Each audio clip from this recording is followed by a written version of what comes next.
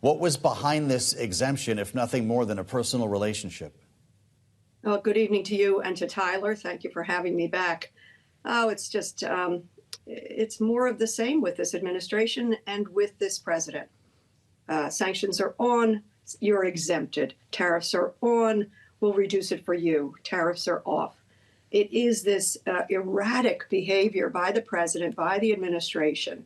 And we're talking about Russia here. We're talking about a country at war, 3.5 years now, at war with Ukraine. They are the aggressor. And what does Mr. Trump do? He doesn't focus on trying to end the war. He's cozying up to Orban and getting him an exemption. What happens with sanctions? They work alongside military support. They work alongside diplomatic efforts. But unfortunately, this president cannot stay focused on those three tools and instead is favoring Orban over Ukraine, frankly. Well, we have seen Russia's crude exports slump in the past month after the U.S. did tighten sanctions and target them against some Russian oil companies. President Trump himself said today that he sees an end to the war in the, quote, not too distant future. We had the chance yesterday to speak with the Ukrainian ambassador to the U.S. and asked her about what this future of military assistance from the U.S. could look like, particularly around Tomahawk missiles. We want to let you listen to what she had to say and then get your reaction on the other side. The discussion is still ongoing, but we have a lot of delegations working here, including Ukraine, to scale up the available financial resources to procure more military capabilities from U.S. And it's not only Tomahawks, different types of other long-range and short-range missiles. This dialogue is ongoing, and I can only say that it's rather positive. This was considered to be news, considering that President Trump had previously signaled he wasn't going to send these weapons to Ukraine. I just want to pull on your expertise on the Foreign Affairs Committee. How critical would these types of weapons be if they end up going to the country?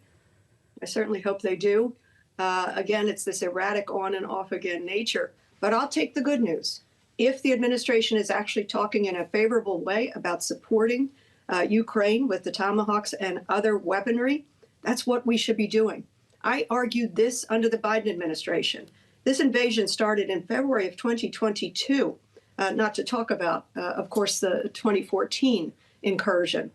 But I argued with and encouraged the Biden administration, make sure we give Ukraine everything it needs to win. I would often hear the administration say, the Biden administration say, we will give Ukraine everything it needs. I said, we must finish the sentence, everything it needs to win. So I encourage the Trump administration to continue those conversations and get Ukraine everything it needs to win. And to your original point, you said that we saw the market has seen slumping exports. That's the point. That is the pressure that sanctions offer on this aggressor, on this war criminal.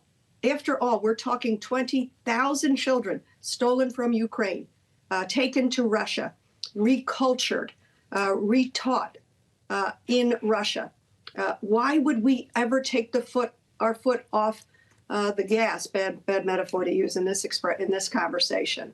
But why would we take the pressure off of Russia?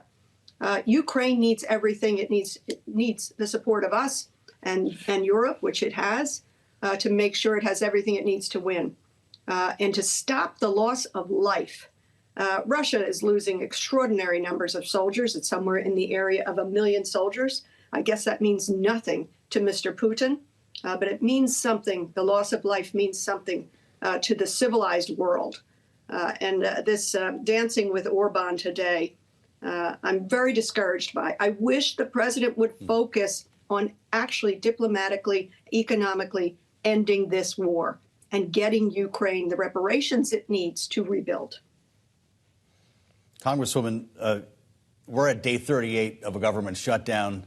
House of Representatives has been out of session, I believe, for 49 days. I don't know if you've developed any new hobbies other than constituent services in that time, but we have real questions about what comes next after Chuck Schumer went to the floor today to offer a vote yes on the continuing resolution if it came with a 1-year extension of Obamacare subsidies. That was immediately rejected. When you see this today, does that make you think, as flights are delayed by the hundreds now, even the thousands over the past week, that we are nowhere near reopening? Well, this is the second longest shutdown in our history. I was sworn in the first longest shutdown, the former longest shutdown, 35 days under the Trump's first administration. Here we are, 38 days, but I actually used the number you used. We're actually in a 49-day shutdown because effectively on September the 19th, Speaker Johnson closed session, sent his members home, sent all of us home, canceled session week after week after week after week after week, 7 weeks in a row now. I pleaded with him, reopen session, at least have your members here so we could be negotiating. He's done none of that. And of course, he's also failed to swear in Adelita Grijalva. She's more than a month an elected member. So my hobbies are spending any time I can with my grandchildren. I'm thinking of taking up knitting, but Democrats have been in Washington, D.C. We're doing shadow hearings. Yesterday, we did a shadow hearing on the health care crisis that has been completely manufactured by the Republicans in the House, the Senate, and the White House. I heard from a constituent of mine whose health care for her and her 19-year-old son, she was widowed years ago. Her husband died suddenly. She finally got on the exchange and had affordable health care. She got notice that her health care will quadruple. The premium will quadruple. She said, effectively, as I buy that, I'll just be buying catastrophic care because hopefully I will not get sick enough to meet the high deductible.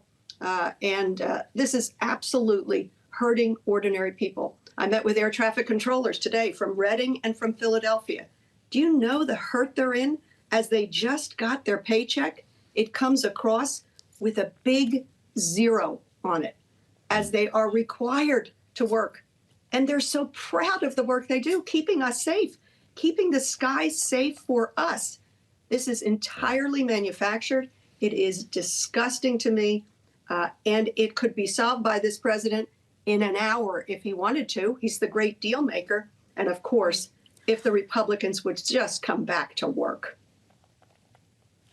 I only have 30 seconds left with you, Congresswoman, but very quickly, would you support Democrats getting on board with a promise to extend the ACA premium subsidies after the government reopens? Would that be enough to get your vote on board?